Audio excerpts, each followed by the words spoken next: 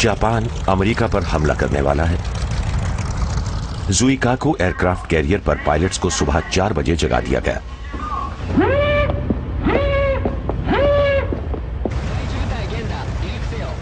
Captain Mitsuo फुचिडा सम्राट के लिए पारंपरिक साके टोस्ट लेने के लिए उन्हें इकट्ठा करते हैं।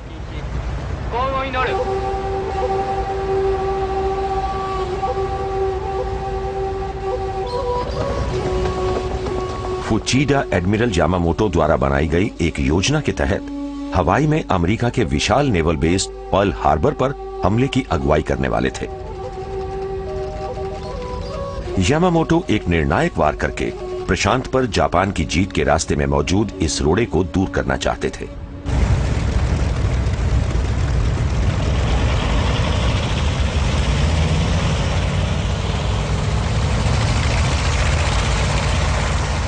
फुचिडा बताते हैं, हमने पर्ल हार्बर के लिए उड़ान भरी।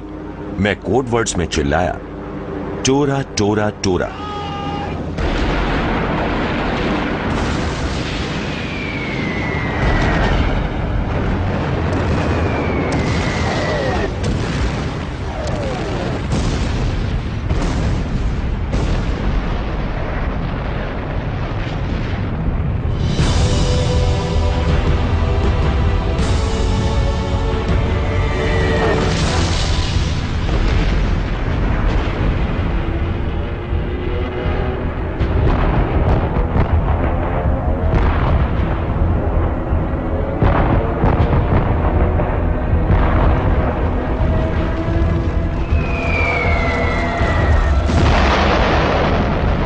ये हमला एकदम अचानक हुआ। Marine corporal earl Nightingale Arizona नामक बैटलशिप पर थे। वो बताते हैं, एक विस्फोट की वजह से जहाज बुरी तरह हिलने लगा। मैंने बोट डेक पर देखा तो वहां चारों तरफ आग लगी हुई थी। मैंने मेजर को बताया कि शिप लपटों से घिरा हुआ है। मेजर ने हमें जहाज छोड़ने का हुक्म दिया। मैंने सबसे आखिर में शिप को छोड़ा। चारों तरफ सिपाहियों के शव पड़े थे और जले हुए लोग क्वार्टर डेक की तरफ जा रहे थे। वो गिर जाते थे और शायद उनकी मृत्यु हो जाती थी या वो पूरी तरह घायल थे। युद्ध की घोषणा के बिना किए गए इस हमले में 2500 अमेरिकी मारे गए और 1200 घायल हुए। दूसरी तरफ जापान के 100 से भी कम पायलट्स और नाविकों की मौत हुई। इन तस्वीरों से जाहिर था कि अमेरिकी नागरिकों के दिल दहल जाएंगे और अब वो युद्ध में अपने देश के शामिल होने का विरोध नहीं करेंगे। फिर भी जापान की सेना ना तो हवाई पर उतरी, ना ही उसने पर्ल हार्बर पर कब्जा किया। उन्होंने अमेरिकी बेड़े के कुछ हिस्से को डुबो दिया, लेकिन ये बैटलशिप्स अब तक आउटडेटेड हो चुके थे। एयरक्राफ्ट कैरियर अब नेवल वॉरफेयर में जीत की कुंजी बनने वाले थे। पर्ल हार्बर में मौजूद 3 एयरक्राफ्ट कैरियर्स अब वहां नहीं थे। वो सब समुद्र में थे और इसीलिए चमत्कारिक रूप से वो ठीक ठाक रहे। अमेरिका के राष्ट्रपति फ्रैंकलिन डी रूजवेल्ट हमले की उम्मीद कर रहे थे। इन दोनों देशों के बीच तनाव चरम पर था, लेकिन यह कल्पना किसी ने नहीं की थी कि जापान की नेवल एविएशन यूनिट अपने अड्डों से 5000 किलोमीटर की दूरी पर भी हमला कर पाएगी। अगले दिन रूजवेल्ट ने कांग्रेस को संबोधित किया। कल यानी 7 दिसंबर 1941 का दिन हमेशा के लिए बदनामी की चादर में लिपटा रहेगा। यूनाइटेड स्टेट्स ऑफ अमेरिका पर अचानक और जानबूझकर हमला किया गया। अब इस पहले से सोचे समझे हमले का मुकाबला करने में हमें चाहे कितना भी वक्त लगे, अमेरिका के लोग अपने दुश्मन के खिलाफ अपनी दृढ़ संकल्प शक्ति के बल पर जीत हासिल करेंगे। यह वाकई एक हमला था। उसी दिन जापान ने ब्रिटेन की कॉलोनी हांगकांग पर भी हमला किया। इसके बाद जापानियों ने फिलीपींस में अमेरिका के एयर बेसिस पर बमबारी की और बटान पेनिनसुला में उतर गए।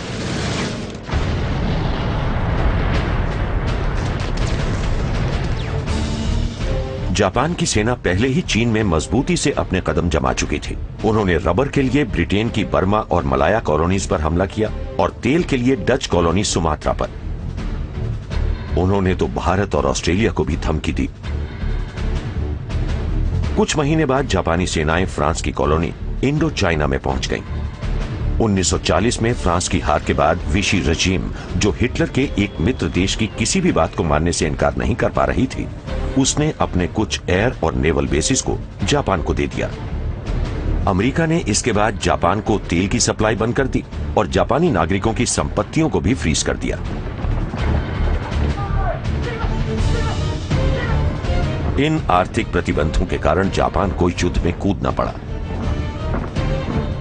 जापान हद से ज्यादा आबादी वाले ऐसे द्वीपों की एक श्रृंखला थी जो तेजी से विकसित हो रहे थे, लेकिन उनके पास कुदरती संसाधन कम थे। जापान को रॉ मटेरियल्स की जरूरत थी और उसने उन देशों को जबरन फतह करना शुरू कर दिया जिनके पास ये चीजें थीं। जापान की नौसेना दुनिया की दूसरी सबसे बड़ी और ताकतवर फ्लीट वाली फौज थी। उसके पास 10 एयरक्राफ्ट कैरियर और बेहद उन्नत फाइटर एयरक्राफ्ट थे। मिसाल के लिए जीरो नामक गजब का विमान रफ्तार, संचालन और दूरी के हिसाब से मित्र सेनाओं के जहाजों से कहीं आगे था।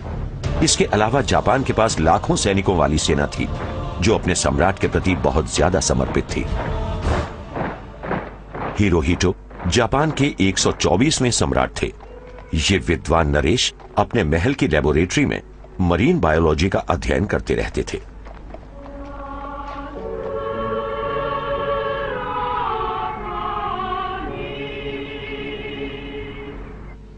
वो एक जीते जागते ईश्वर थे। उनकी सेना उनके हुक्म को ईश्वर का हुक्म मानती थी।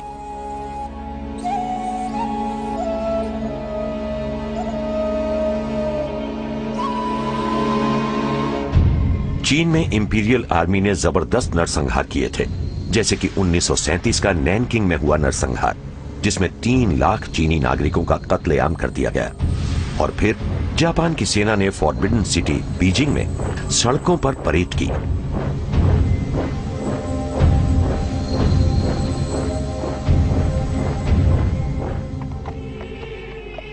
देश की बागडोर बेशक सम्राट के हाथ में थी, लेकिन राजकाज वो नहीं चलाते थे। असली ताकत थी जनरल टोजो और एक अति राष्ट्रवादी समूह के हाथों में, जो जर्मनी की गेस्टापो जैसी एक स्थानीय गुप्तचर संस्था कैंपे टाई और लाउडस्पीकर्स के जरिए देश पर नियंत्रण रखता था।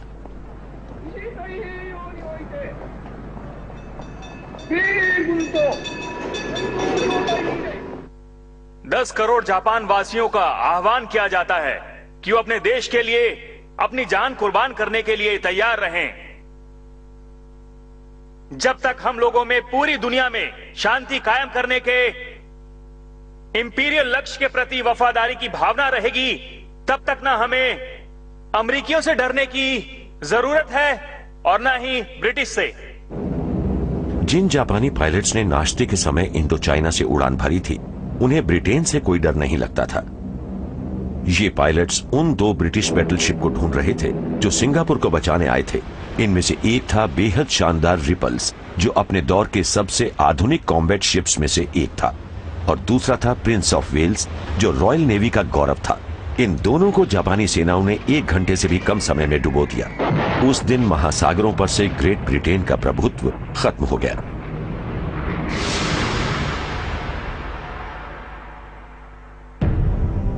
अगले दिन बर्लिन में फ्यूरर नाजी नेताओं की एक बैठक के लिए राइक्सटैग गया।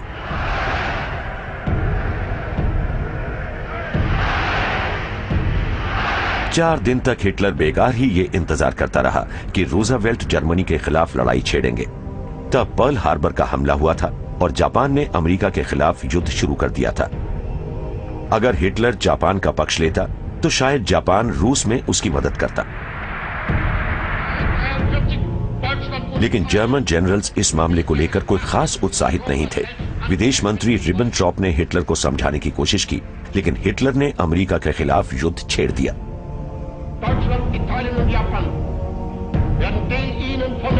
हम जानते हैं कि रूजवेल्ट के पीछे कौन सी शक्तियां मौजूद हैं। ये हैं यहूदी। मैं जर्मन जनता का आभारी हूँ कि उसने मुझे इस ऐतिहासिक संघर्ष का नेतृत्व करने के लिए चुना है, जो आने वाली 10 सदियों तक दुनिया के इतिहास को निर्धारित करेंगी। ब्रिटेन के प्रधानमंत्री ने वॉशिंगटन फोन किया तो रूजवेल्ट ने कहा, अब हम सब एक ही स्थिति में हैं। चर्चिल पिछले 2 साल से इसी पल का इंतजार कर रहे थे।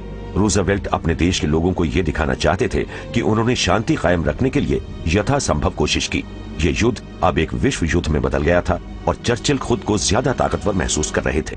उन्हें क्या लगता है हम किस किस्म के लोग हैं? क्या ऐसा कुछ नहीं होना चाहिए कि उन्हें यह बात अच्छी तरह से समझ में आ जाए कि हम हमेशा अपने धैर्य को कायम नहीं रखेंगे और उन्हें एक ऐसा सबक सिखाएंगे जिसे वो और पूरी दुनिया कभी ना भूल पाए। लेकिन चर्चिल ने दुश्मन की ताकत को बहुत कम करके आंका था। जापान ने सिर्फ 17 दिन में हांगकांग पर कब्जा कर लिया।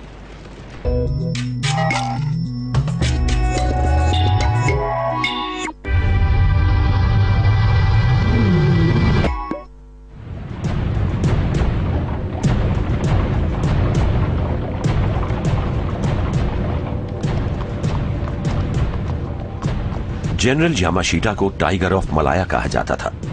उसने मलाया के जंगलों में जापानी टैंक भेज दिए। उसने सिंगापुर पर कब्जा कर लिया। यह ब्रिटिश एम्पायर का एक नगीना था और इसे अभेद्य माना जाता था।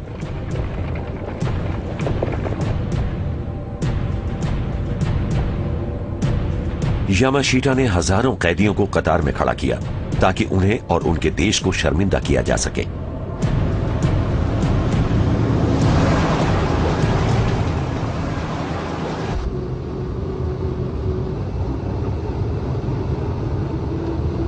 यामाशीटा ने जापानी प्रोपेगेंडा क्रू की सलामी भी ली। जनरल यामाशीटा को युद्ध संबंधी अपराधों के लिए 1946 में फांसी दी जानी थी। जनरल मकार्थर फिलीपींस में अमेरिकी सेनाओं के कमांडर थे और अब जापानी सेना से घिर चुके थे। रूजवेल्ट ने उन्हें आदेश दिया कि वो भाग जाएं ताकि बंदी न बना लिए जाएं। जब वो ऑस्ट्रेलिया में पहुंचे तो उन्होंने घोषणा की, मैं वापस लौटूंगा। मकार्थर के सिपाहियों को बंदी बना लिया गया। इनमें 30,000 अमेरिकी अपने पुराने 1917 के डोबॉय हेलमेट्स में थे और इतनी ही तादाद में फिलीपींस भी थे जो 100 किलोमीटर दूर अपने इंटर्नमेंट कैंप के लिए रवाना हो गए। यह था बटान डेथ मार्च। जिंदा बचे एक सिपाही सिडनी स्टीवर्ट का कहना है, हम बिना खाए 10 दिन और 10 रात तक चलते रहे। हमारी लगातार पिटाई की गई। जो लोग चल नहीं पा रहे थे उनका सिर गार्ड्स ने अपनी तलवारों से काट दिया।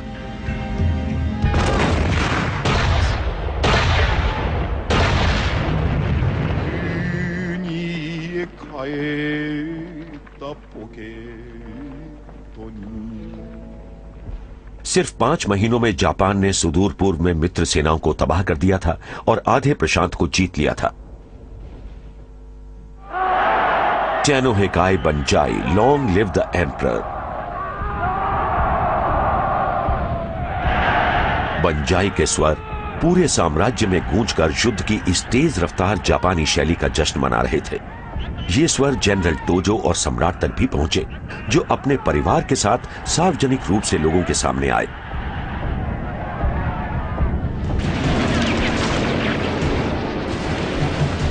Germany first.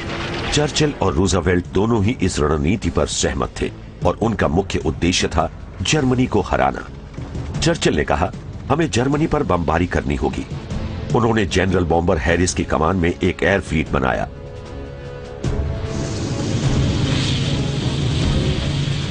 हैरिस का मानना था कि वो 4 इंजन वाले ताकतवर हेलिफैक्स और लैंकास्टर विमानों के जरिए युद्ध जीत सकते हैं। इस रणनीति की आलोचना की गई क्योंकि इसे सैनिकों और उपकरणों के सिलसिले में महंगा माना गया, लेकिन जर्मन शहरों पर इसका असर नजर आने लगा। 8 मार्च 1942 को एसन पर बमबारी की गई, जिसके जरिए चर्चिल स्टालिन की मदद कर सकते थे। इस शहर में वो हथियार बनते थे जिनका इस्तेमाल जर्मनी की सेनाएं रूस में करती थी। अब जर्मन नागरिकों ने हिटलर की नीतियों के परिणामों का अंदाजा लगाना शुरू किया। नाजी शासन खतरनाक जुनून पर उतर आया था।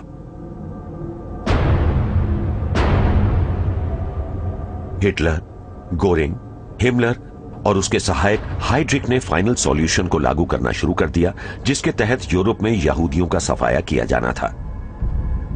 जनवरी 1942 में बर्लिन के नजदीक हुई वानसे कॉन्फ्रेंस में भी इस फैसले पर मोहर लगा दी गई।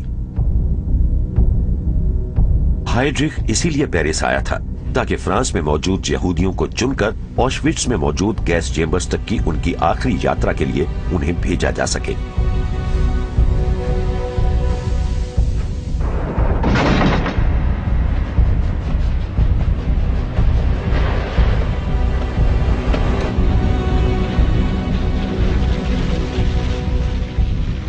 वानसे कॉन्फ्रेंस में इस महा अपराध का षड्यंत्र रचा गया।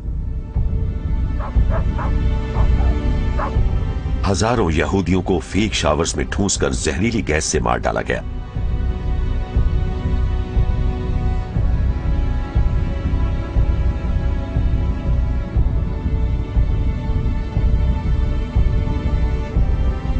रूस में गोलीबारी के जरिए सामूहिक हत्या के बाद यह नरसंहार और तेज हो गया।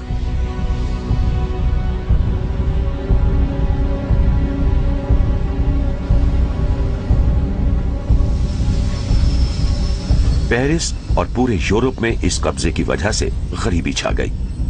हर चीज को सीमित मात्रा में दिया जाने लगा। जर्मनी के कब्जे वाले देश जो कुछ भी उत्पन्न करते थे वो जर्मन सेना को खिलाने के लिए भेजा जाने लगा। इन बच्चों के पिता जर्मनी में कैद थे। यहां पुरुषों के लिए स्टालैग कैंप्स थे और ऑफिसर्स के लिए ऑफलैग कैंप्स। गैस्टोन सीरेक को जून 1940 में कैदी बनाया गया था। वो लिखते हैं, मैंने उस स्टालैग में 20 से 25 साल की उम्र तक अपनी जिंदगी के बेहतरीन 5 साल पत्नी के बिना बर्बाद किए।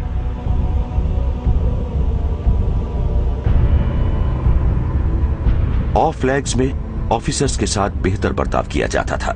फ्रेंच जनरल्स को ड्रेसडेन के नजदीक कर्निंगस्टाइन नामक किले में रखा गया। इनमें बैटल ऑफ फ्रांस के बदकिस्मत लीडर्स भी थे, जैसे कि जनरल शिरो, जिनके जेलर को ड्रेसडेन शहर की उनकी एक दिलचस्प विजिट को फिल्माने में बड़ा आनंद आ रहा था। ब्रिटेन की बमबारी इस शहर को धराशायी कर देने वाली थी। 63 साल की उम्र में जनरल शिरो एक ऐसे एक्रोबैटिक एस्केप के नायक बनने वाले थे जिससे हिटलर का पारा 7वें आसमान पर पहुंच गया। कुछ वक्त के लिए शिरो जनरल डेगॉल के प्रतिद्वंद्वी बन गए। दरअसल ये डेगॉल ही थे जो लंदन से फ्रेंच रेजिस्टेंस को जीवंत बनाए रखने वाले थे। फ्रांस में देश पर कब्जा करने वालों के खिलाफ हमले बढ़ते जा रहे थे और इनमें खास तौर पर तब से तेजी आ गई थी जब कम्युनिस्ट्स ने सोवियत संघ पर जर्मनी के हमले के बाद प्रतिरोध संघर्ष में हिस्सा लेना शुरू कर दिया था। जर्मन विरोधी हमलों की जवाबी कार्रवाई में बंधकों को मार दिया गया।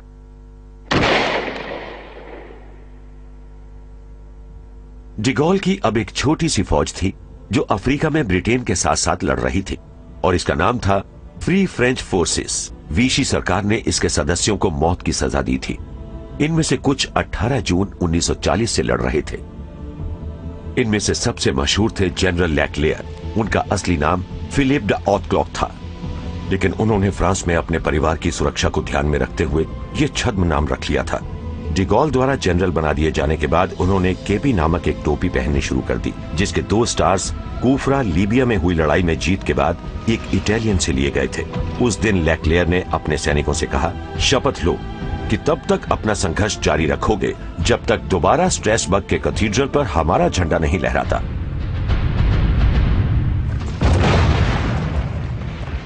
पंद्रह दिन तक लीबिया के रेगिस्तान में बिर हकीम नामक जगह पर फ्री फ्रेंच फोर्सेस रोमेल के द डेजर्ट फॉक्स और उसकी अफ्रीका कोर द्वारा शुरू किए गए जर्मन हमले का मुकाबला करती रहीं।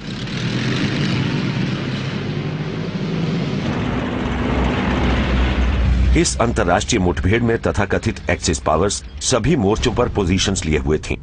एक्सिस पावर्स जर्मनी, इटली और जापान का गठजोड़ था। अफ्रीका कोर मिस्र से जरा ही बाहर थी। वेयरमाख्त के कब्जे में रूस का 1/3 हिस्सा आ चुका था। जापान की इंपीरियल नेवी ने प्रशांत पर कब्जा कर लिया था और जर्मनी की पनडुब्बियां अटलांटिक में तबाही मचा रही थीं। यू बोट यकीनन जर्मनी का सबसे खतरनाक हथियार थी। 1942 के पहले कुछ महीनों में ये पनडुब्बियां मित्र सेनाओं के 40 लाख टन वजन के शिप्स, ऑयल टैंकर्स और परेशानी झेल रहे ग्रेट ब्रिटेन तक हथियार, प्लेन्स और फ्रेश सप्लाईज ले जाने वाली फ्रेटर्स को डुबो चुकी थी। बेशक अमेरिका इस युद्ध में शामिल हो गया था, लेकिन लग रहा था कि यह युद्ध हारा जा चुका है और पूरी दुनिया तबाही के दहाने पर है।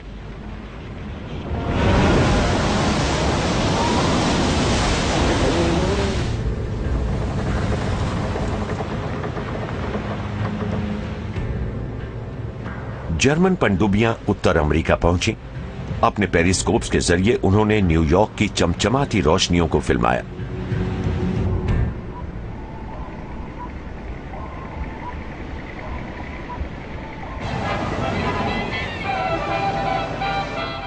हमें खबर मिली है कि विमानों की एक स्क्वाड्रन लॉन्ग आइलैंड की तरफ बढ़ रही है। अमेरिकी अखबारों और रेडियो ने जनता को जर्मनी के संभावित हवाई हमलों की चेतावनी देनी शुरू कर दी। अलबत्ता सच यह है कि तब तक विमानों में यूरोप से इतनी लंबी दूरी तक उड़कर जाने की काबिलियत नहीं थी। फिर भी लोगों से अपनी रोशनियां बुझाने को कहा गया। दरअसल पश्चिमी तट पर जापान के हमले की आशंका ज्यादा लग रही थी और वहां लोगों में भारी डर समा गया। अचानक 1,20,000 जापानी अमेरिकी संदेह के घेरे में आ गए। सबसे पहले उनके रेडियो जब्त किए गए, उनके फिंगरप्रिंट्स भी लिए।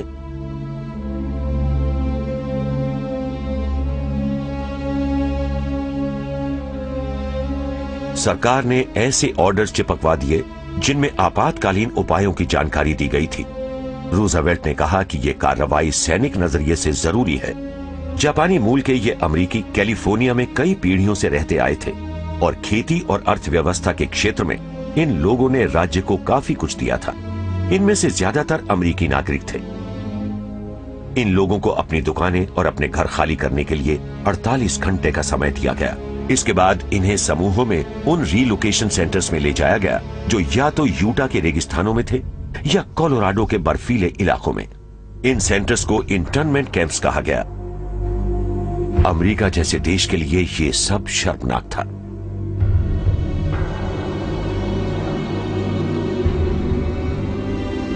अमेरिकन नॉवेलिस्ट जूली ऑट्सुका के शब्दों में, मेरा पालन पोषण ठेठ अमेरिकी अंदाज में हुआ। हम घर में कभी जापानी भाषा नहीं बोलते थे, जापानी भोजन नहीं करते थे। फिर मेरे दादा को FBI ने जापान के लिए जासूसी करने के आरोप में पकड़ लिया। साथ में मेरी दादी, चाचा और मेरी मां भी पकड़े गए।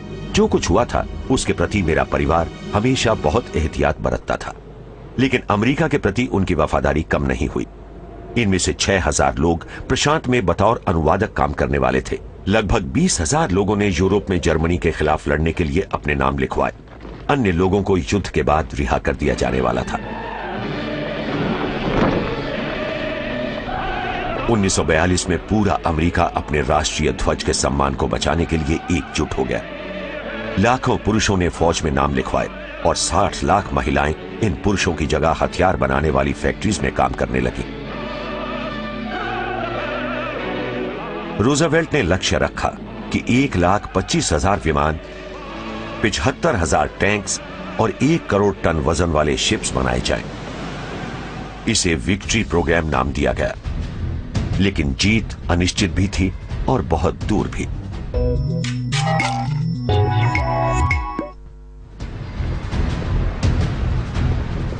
अमेरिका के लोगों का जोश अब कम हो रहा था और उसे फिर से बहाल करने के लिए कुछ किया जाना जरूरी था। लिहाजा एक दुस्साहसी योजना बनाई गई। USS हॉर्नेट नामक एक एयरक्राफ्ट कैरियर 16 B-25 बॉम्बर्स के एक स्क्वाड के साथ जापान के ज्यादा से ज्यादा करीब जाने की कोशिश करने वाला था। ऐसा पहली बार हो रहा था कि इतने बड़े विमान एक कैरियर के छोटे से डेक से उड़ान भरे।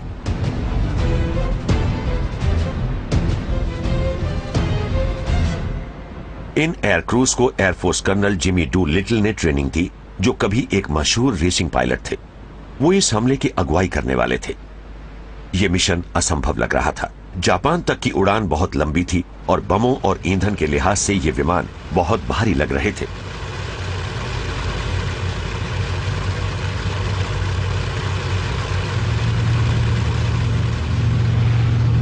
लेकिन ये उड़ान भरने में कामयाब रहे।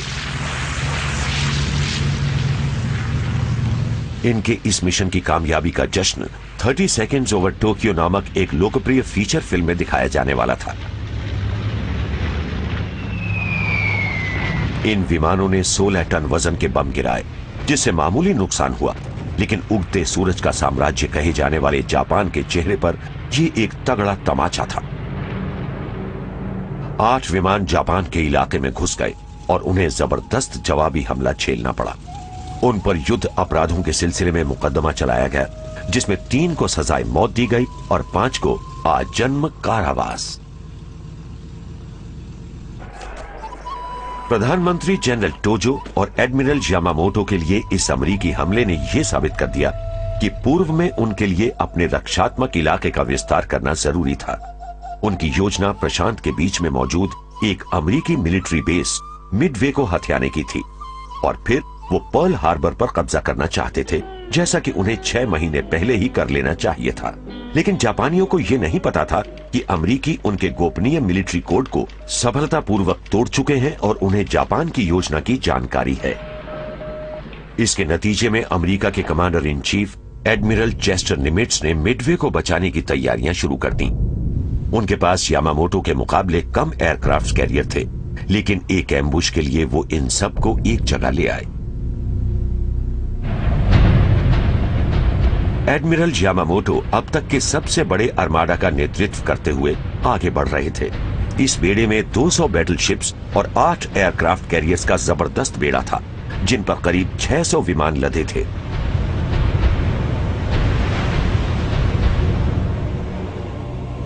इन पर 5000 जापानी मरीन्स भी थे और एक पेंटर भी, जो इस लड़ाई को अमर बनाने के लिए आया था।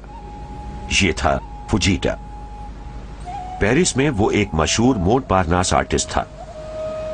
वो अपना कर्तव्य निभाने के लिए जापान लौटा था। अमेरिका की तरफ से जाने माने डायरेक्टर जॉन फोर्ड आए थे, जो मिडवे आइलैंड को बचाने की लड़ाई को अमरत्व प्रदान करने वाले थे। युद्ध की पूर्व संध्या पर उन्होंने हमले से पहले के अपने पश्चिमी सैनिकों के माहौल की रचना करने की कोशिश की। मरीन्स जानते थे कि अगले दिन हमला किया जाना है।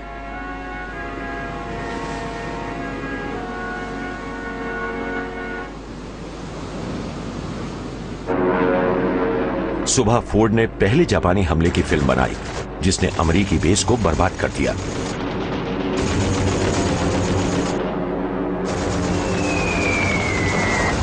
एक जापानी बम फिल्म मेकर्स के बहुत नजदीक गिरा, जिससे फोर्ड गंभीर रूप से जख्मी हो गए।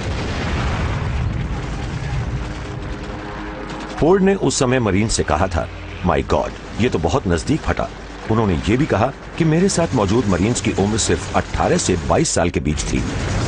मैंने इससे ज्यादा शांत लोग नहीं देखे। फिर मुझे लगा कि ये लड़ाई तो हम जीत ही जाएंगे।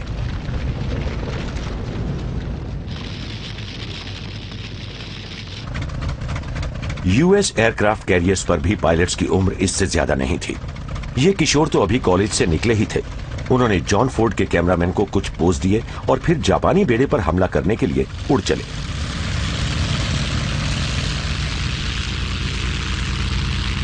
पहला हमला टॉर्पीडो स्क्वाड्रन 8 को करना था। इनमें से एक पायलट थे 25 साल के लेफ्टिनेंट जॉर्ज गे, जिन्होंने जापानी बेड़े के ऊपर सीधे गोता लगाया।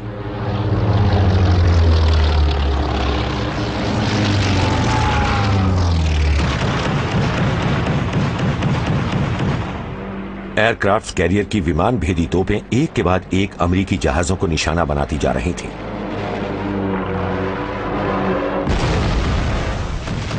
जॉर्ज गे समुद्र के ऊपर कम ऊंचाई पर उड़ान भर रहे थे कि तभी उनके विमान को गोली लगी।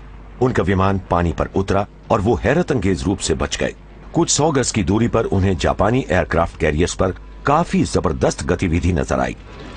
विमानों में ईंधन भरा जा रहा था और दूसरे हमले की तैयारी में विमानों में बम लादे जा रहे थे।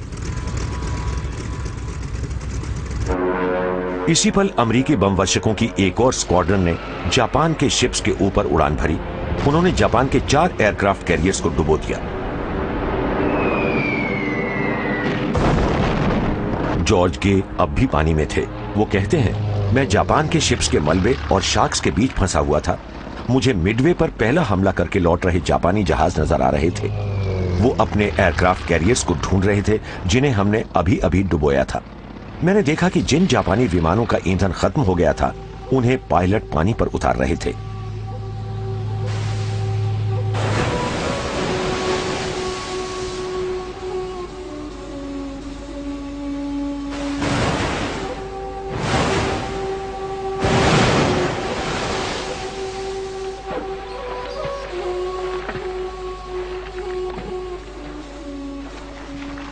जॉर्ज गे को एक अमेरिकी सी प्लेन बचाने वाला था और वो बाद में एक एयरलाइन पायलट बनने वाले थे। अमेरिकी एयरक्राफ्ट कैरियर यॉर्कटाउन को जापानियों ने काफी नुकसान पहुंचाया था। वो इस नुकसान की भरपाई में लगा था।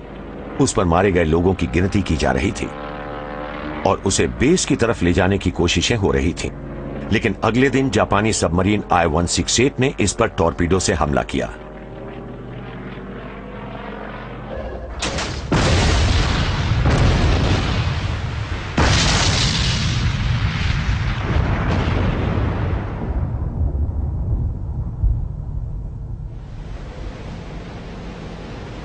अमेरिकी एक एयरक्राफ्ट कैरियर गंवा चुके थे, लेकिन जापानियों के 4 कैरियर्स बर्बाद हो गए थे।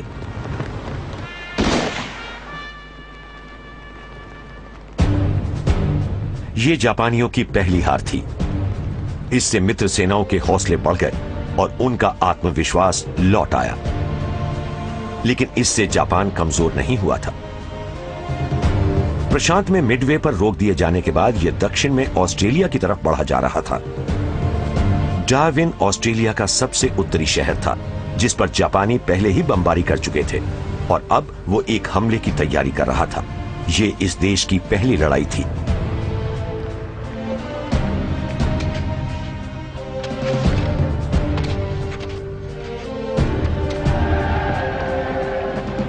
ऑस्ट्रेलिया जापानियों का मुकाबला करने की कोशिश करने वाला था, जो लगातार अपने इलाके का विस्तार कर रहे थे। उन्होंने एक विशालकाय द्वीप न्यू गिनी पर हमला कर दिया, जो तब तक लगभग अभेद्य था। यहां मुख्य रूप से खोजी ही आते थे। पैपुआ के लोगों ने ऑस्ट्रेलिया के लोगों की जबरदस्त मदद की, जो न्यू गिनी में मुकाबला कर रहे थे मच्छरों, लाल चींटियों, जोंकों, सांपों और जापानियों के हमले का।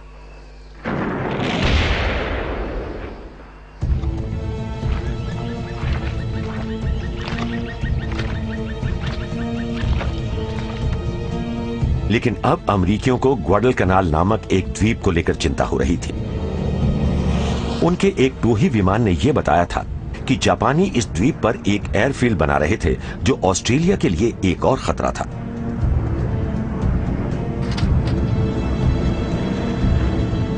अमेरिकियों ने इस युद्ध की पहली बड़ी लैंडिंग का इंतजाम शुरू किया।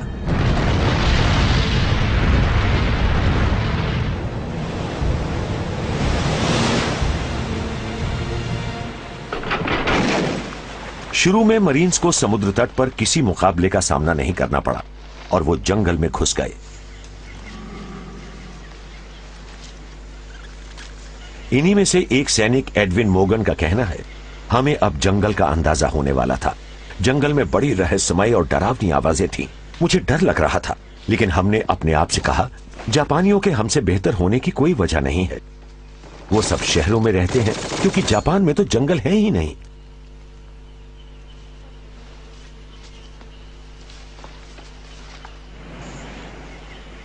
मरीन्स प्रोफेशनल्स थे और जापानी सैनिक बेहद सख्त जान।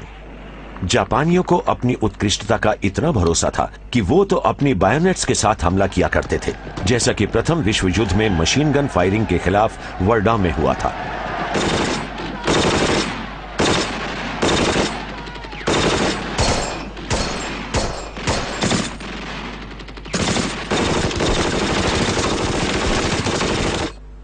यहां भी नतीजा वर्डा जैसा ही रहा।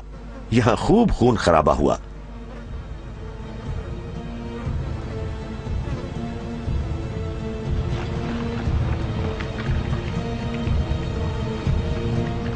टेनारू रिवर की लड़ाई में जापानी सैनिक मारे गए।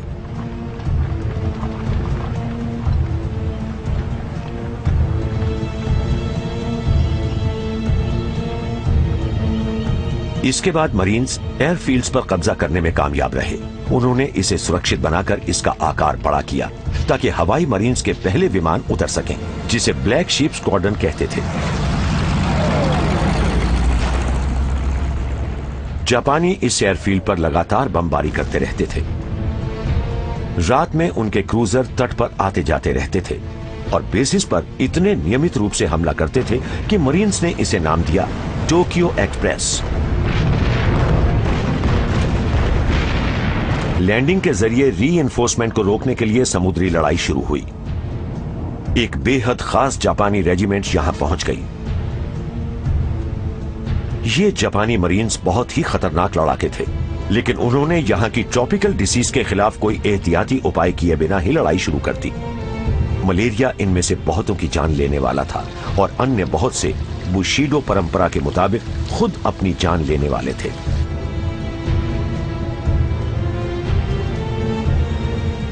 उनके कमांडर कर्नल इचिकी ने उन्हें समुराई मोटो की याद दिलाई। कर्तव्य किसी पहाड़ जैसा भारी होता है, लेकिन किसी सिपाही की मृत्यु किसी पंख जितनी हल्की होती है।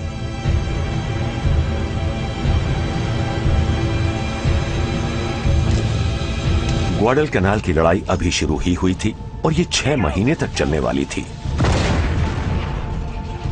ये बहुत ही जबरदस्त लड़ाई थी। अमेरिकी मरीन्स को लगता था कि वो एक ग्रीन हेल यानी हरे नरक में फंस गए हैं। वो भी बीमार थे, उनके घाव संक्रमित हो गए थे, लेकिन अभी तो उनकी मुसीबतों की सिर्फ शुरुआत ही हुई थी।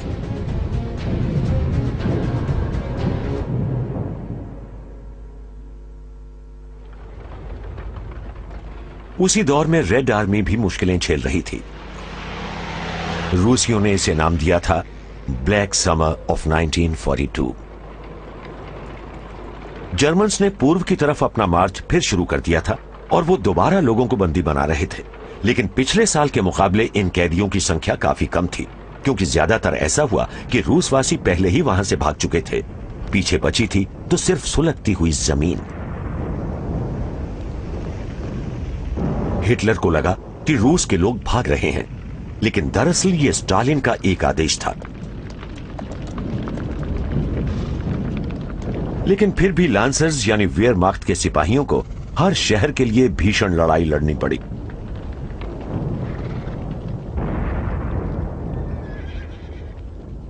एटीन्थ इन्फेंट्री रेजिमेंट के मेजर हॉक लिखते हैं, नए सैनिक इस तरह की लड़ाई के आदी नहीं हैं। वो बहुत जल्दी डिप्रेस और परेशान हो जाते हैं।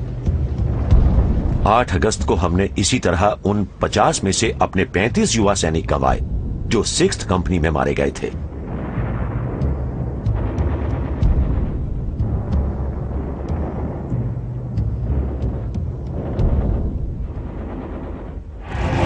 हिटलर ने इस युद्ध में अपना सब कुछ झोंक दिया। जर्मनी के करीब 1 करोड़ सिपाही अब लड़ रहे थे, लेकिन उसने ये अंदाजा लगाया कि अपने निर्णायक अभियान के लिए उसे 8 लाख और सैनिक चाहिए। उसके रोमेनियन, हंगेरियन और इटालियन साथी उसे ये सैनिक देने वाले थे। इनमें से ज्यादातर को जर्मनी के लिए मजबूरन लड़ना पड़ा। मुसोलिनी ने जिन इटालियन सैनिकों को इस युद्ध में झोंका था, उनमें से 3 लाख की मौत होने वाली थी।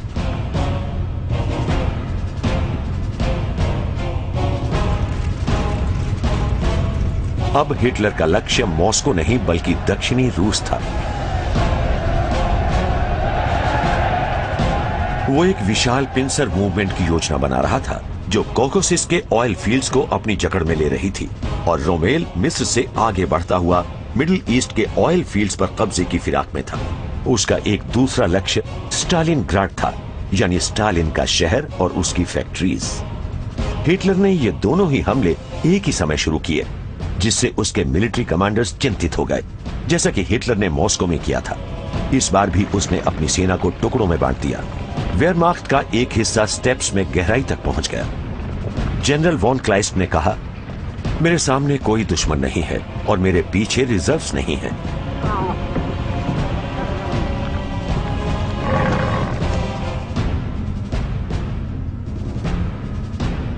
वो कोकोसिस पहाड़ों में पहुंच गए और ईरान की सीमा की तरफ बढ़े, जो हाल ही में रूस के लिए अमेरिकी सहायता का एक सप्लाई रूट बन गया था, लेकिन वो कभी यहां तक नहीं पहुंचने वाले थे। इस बीच बाकी जर्मन सेनाएं यानी 6th आर्मी जनरल पॉल्स के नेतृत्व में स्टालिनग्राड की तरफ बढ़ रही थी।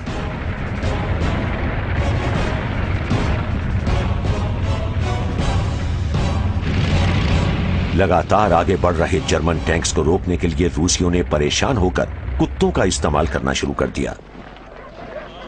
अभी तक इन कुत्तों की खाल से सिर्फ जूते ही बनाए जाते थे। रूसियों ने झटपट एक मशहूर वैज्ञानिक पावलोव के अध्ययन और उनके कंडीशन रिफ्लेक्सिस को आधार बनाकर एक नया तरीका खोजा। इन कुत्तों को भूखा रखा जाता था और प्रशिक्षण दिया जाता था कि वो किसी ट्रैक्ड व्हीकल के नीचे अपना खाना ढूंढें। उनके शरीर के साथ रिमोट कंट्रोल विस्फोटक बांध दिए जाते थे। जब कोई जर्मन टैंक नजर आता था तो इन कुत्तों को छोड़ दिया जाता था।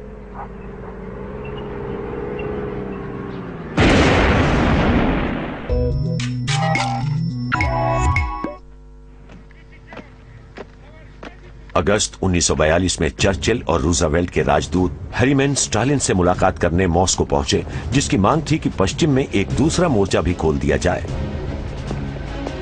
चर्चिल ने अपना वी फॉर विक्ट्री साइन दिखाया, लेकिन उनके पास स्टालिन के सामने इस बात को मानने के अलावा कोई चारा नहीं था कि मित्र देश पूर्वी मोर्चे पर जर्मन्स के खिलाफ उनकी कोई मदद नहीं कर सकते। हैरीमैन ने मदद और उपकरण देने का वादा किया, लेकिन स्टालिन बहुत गुस्से में थे। वो जानता था कि उसे हिटलर से अकेले ही जूझना पड़ेगा। उसने स्टालिनग्राड की सुरक्षा की जिम्मेदारी अपने एक बेहद बेरहम साथी निकिटा ख्रुश्चोव को सौंपी। वो यूक्रेन का रहने वाला था और उसने युद्ध से पहले स्टालिन के कई नरसंहारों को अंजाम दिया था। ख्रुश्चोव ने वापस न लौटने के स्टालिन के आदेश आगे तक पहुंचा दिए, लेकिन वो जर्मनी को आगे बढ़ने से न रोक पाया। जर्मन सैनिक स्टालिनग्राड के बाहरी इलाके में पहुंच गए।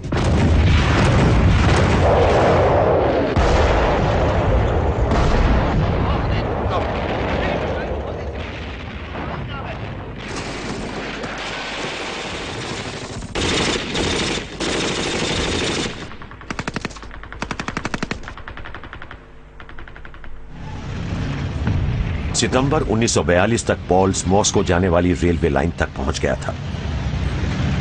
वो इसके सहारे स्टालिनग्राड पहुंच गया और उसने सेंट्रल ट्रेन स्टेशन पर कब्जा कर लिया।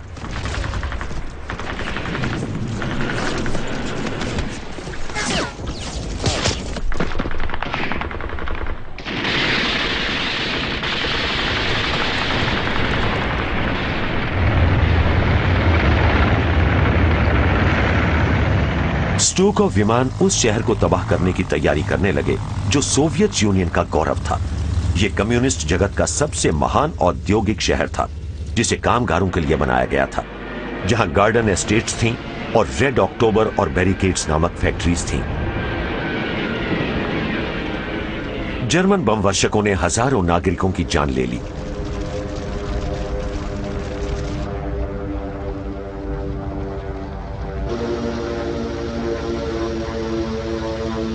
जिस विशाल ट्रैक्टर फैक्ट्री में T-34 टैंक्स बनाए जाते थे, वो मलबे के ढेर में तब्दील हो गई।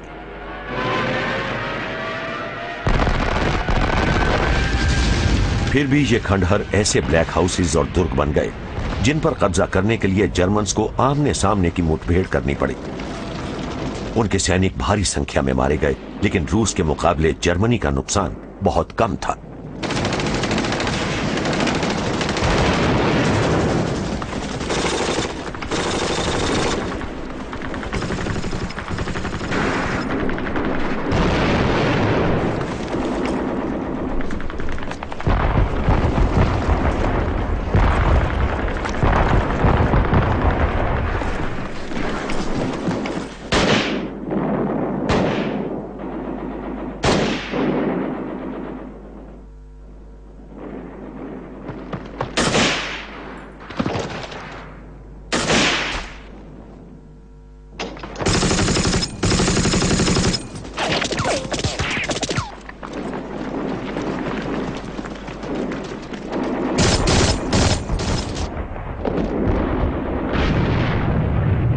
चार हफ्ते की जबरदस्त लड़ाई के बाद जर्मन्स आखिरकार शहर के एकमात्र ऊंचे स्थान पर पहुंच गए। ये थी मामायेव हिल।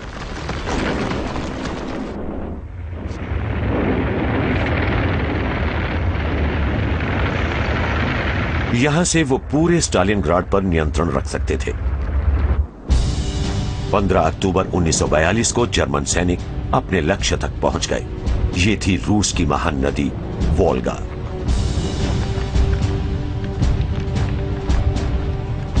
अब जमीन का एक बहुत छोटा सा हिस्सा ही चंद सोवियत लड़ाकों के पास था। अब जनरल पॉल्स हिटलर को सूचित कर सकता था कि जिस पर 6th आर्मी का कब्जा है, अब उस शहर पर स्वास्तिक वाला ध्वज लहरा रहा है।